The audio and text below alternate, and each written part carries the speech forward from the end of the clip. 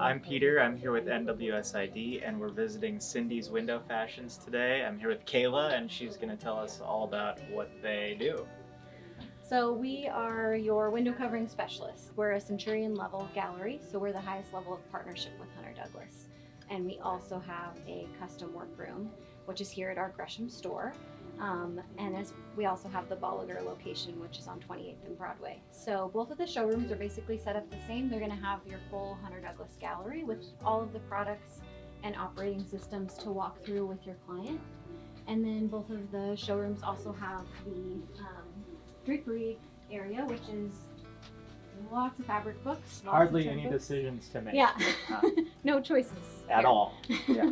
We also have all of the different styles of pleats and drapery on display at both locations, as well as our Roman shades, top treatments, and our fabric library is really vast. We're going to have, of course, drapery fabrics, but then we're going to have upholstery grade fabrics as well, outdoor fabrics, and then all of your different like foam sizes for cushions and pillow forms. Everything is right here to be able to make that decision with your clients. Wow. That's so helpful to have it all in one place like that. You guys also make roller shade. I only asked this because I know that you have this cool old machine. Yes. Okay, and I've had to make a couple of roller shades in the past. Yeah, so we're in Portland, obviously, with these historic homes, and a lot of those have the old style double hung windows.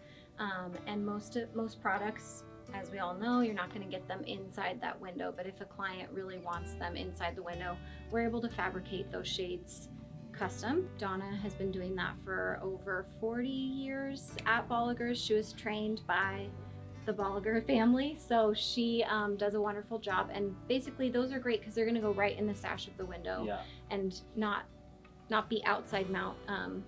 And so we still manufacture those every day. Yeah. Awesome. And what's cool about it is you can pick a fabric that they Exactly. can use. So it's not just those white laminated ones that you kind of imagine. No, you can have lots of trims and hems, details, and cording and tassels, and just it's again there's a lot of customization that can happen. We had a really cool job that we partnered on with another trade partner where they hand painted the actual fabric and the detailing on the bottom to match something that was with the kitchen, and then Donna fabricated the shape. So wow, cool. Like I said, endless options. Well, so we're going to go see Cindy in the workroom, and she's going to show us how everything's actually produced. Is there anything else you want us to know about your showroom? For designers, you don't have to necessarily have an appointment to stop by with a client. I think that's important to know. It's always available to you. We're Monday through Friday, 9 to 5. And so I think that's really helpful that you can just pop in, and our team is prepared always to meet with you. So awesome. Yeah. All right, well, let's go find out how it's made.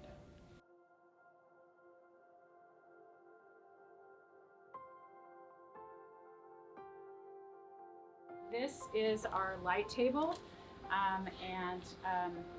this, for those of you that have been in the industry a long time, we purchased this from Goodell's when they closed. So there's a little nostalgia here. Yeah. So, but this is where all the cutting happens, the inspecting the fabric, it'll get, the bolt goes up on here and it gets rolled off, and Laura will inspect it and dump it in here as she inspects it with the light. And mark any flaws. We had a fabric that we put it on the table, you could not see the flaw. It was the strangest thing. And we hung up the drapery, went to install, and the flaw was like this line that went across, and on all of them. And it was a big, big job. So showed it to the supplier. They wanted to remake it. We remake it, and it's there again.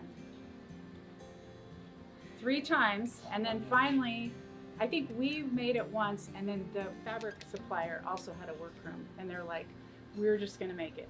Yeah. And I'm like, I don't care, I just want it right. Get it out of there. So after the fabric's inspected, she can do the cuts for it, and then that's what you're seeing on these horses here. So these are just staged for the next step. So she'll cut the fabric and then the lining, and then the next station, it would be over here. So this is the serger. I will never sew anyone's drapery, but I do know how to run this machine. When do we serge and why do we serge? Okay, serging is where we take two pieces of fabric and sew them together. So what we have here is like, this is serging. So that is where we take two widths of fabric and marry them together. So like, this is a big drapery. This has 5 widths on each side. And this rod is 122.5 wide. So she's gonna sew 5 widths of fabric and then another 5 widths. She'll do the lining and she'll do this, the face fabric. So that's the first step. The next station, sewing crinoline on. So this is crinoline. This is what makes and gives the drape body at the header and keeps the pleats nice and sturdy. So this is sewn into the top of the drape. This is a 5-inch, 4-inch is standard. 5-inch, I would encourage if it's a really tall drape, if it's like over 100 inches, 90 inches, 100. It looks really good to have that bigger pleat. It just elongates the drapery.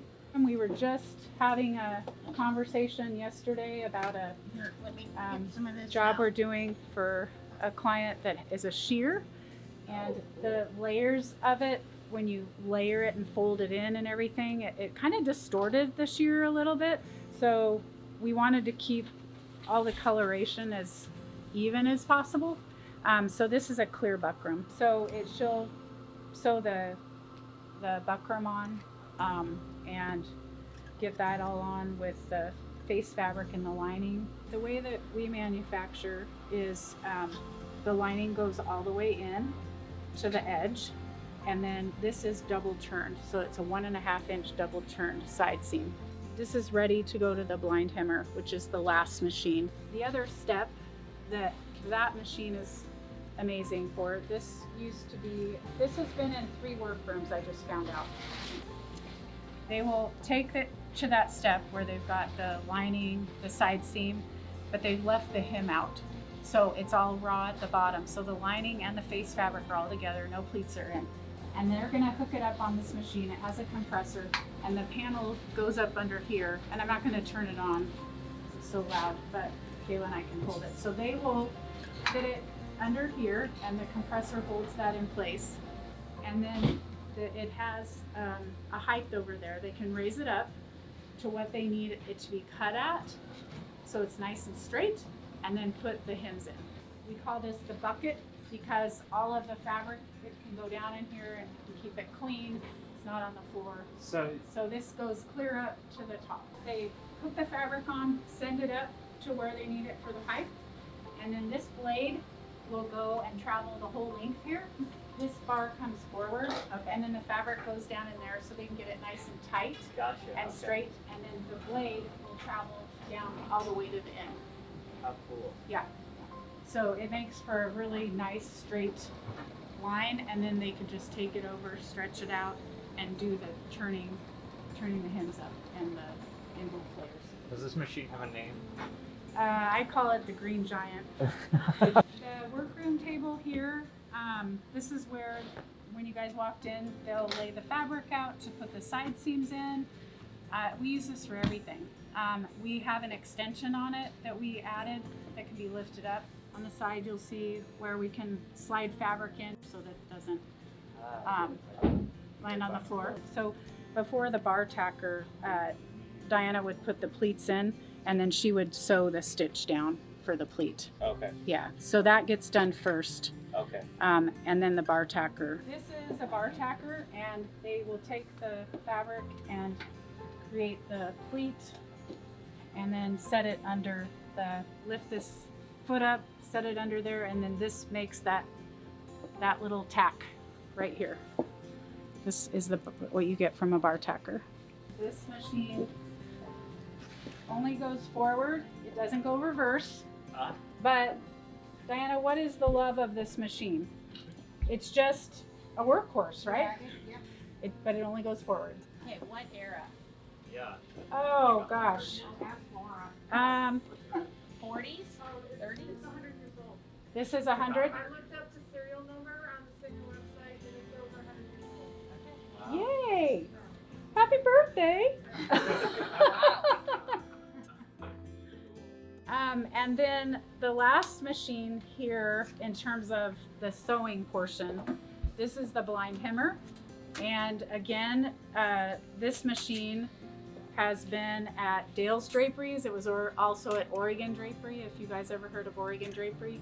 So this has a blind hem. So this is where you have the monofilament thread, and it is blind hem, so you can't see, it's right in there, and you can't see anything on the face. So that's how you get a blind hem. And then when we get down here, there are weights in all the corners, and then there are weights at every single location where you have widths coming together. So these are weights that go the full length of the drape and are added in the hem, and they come in different diameters and different, it depends on how much you need. And would you do that if you felt like the curtain was too lightway, or? The registers affected, like a Yeah. like the register Yeah, flow you and could they add go it for out. that, or like the weight helps dressing it out when it's installed and giving it so it'll stay put. You have in between the pleats, but then you don't want that space to pop forward. You want it to be trained to go back. And sometimes fabrics just don't want to do that. And oftentimes you don't know how it's gonna till it hangs. So you might have to say to your client, you know what, let's send this back to the workroom and put weight in it, or let's send it back and let's put a memory stitch in. And this is called our folder, pleater, both names. Basically, it goes up on, she'll lower the rack and attach the pins into those slides that you see.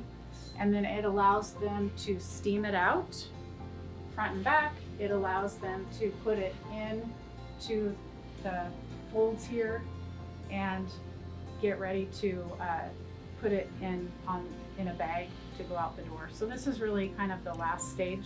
So this works with a compressor too, and then we can get to the back side to steam it out, and she'll start it down here lower, get it all in, then work its way up, steaming it or whatever needs to be done, and then put it in the, folding it, and then on this one they usually work in pairs because it helps to be able to, after they get it all steamed out, to be able to bring it together, tie it, and then transfer it together to the table to be able to put ties on it, and then they bag it up and put the, there's a tag that goes on it that says the rod width, it says the customer's name.